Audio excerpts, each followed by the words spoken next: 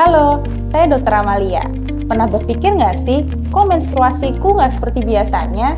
Ini wajar nggak sih? Hari ini kita akan membahas apa yang normal dan tidak normal saat menstruasi, agar kamu bisa mengenali sinyal tubuhmu dan tahu kapan harus periksa ke dokter. Yuk mulai! Jadi, siklus menstruasi yang normal itu antara 21 sampai 35 hari. Dihitungnya dari hari pertama haid kamu yang terakhir ya, dan jarak dari haid pertama kamu di siklus selanjutnya. Lalu, berapa jumlah darah yang normal keluar? Kalau dihitung, sekitar 30 sampai 80 mili. Kalau lagi deres-deresnya, kamu bisa berganti pembalut setiap 3 sampai 4 jam. Lalu, berapa lama menstruasi itu bisa berlangsung?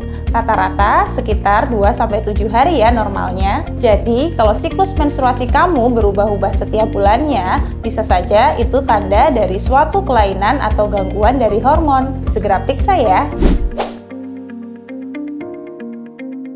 Terlambat menstruasi sekitar 1-2 minggu itu masih dikatakan hal yang wajar.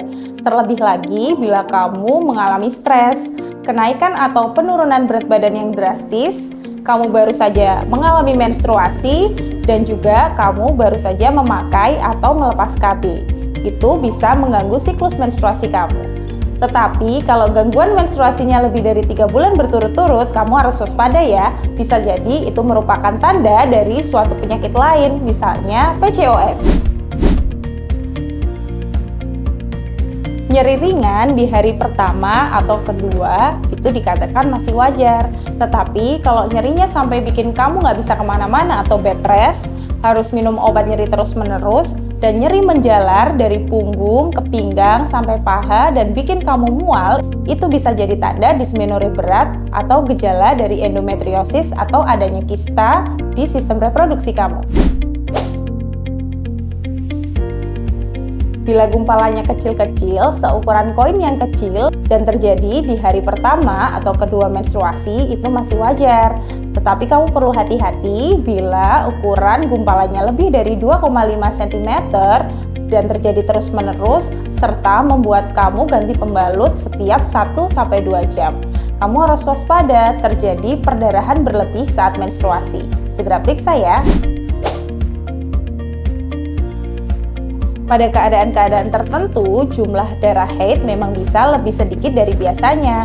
Hal ini biasanya dipengaruhi oleh beberapa faktor, antara lain kamu sedang mengalami stres atau kamu memakai KB hormonal. Selain itu, penurunan berat badan yang berlebihan juga dapat mempengaruhi, dan yang harus diperhatikan pada wanita lebih dari 40 tahun bisa jadi itu merupakan suatu tanda dari premenopause. Jumlah darah haid yang sedikit bisa dikategorikan sebagai oligomenorrhea atau amenorrhea. Jadi perlu dievaluasi ya, dan segera periksakan diri kamu ke dokter.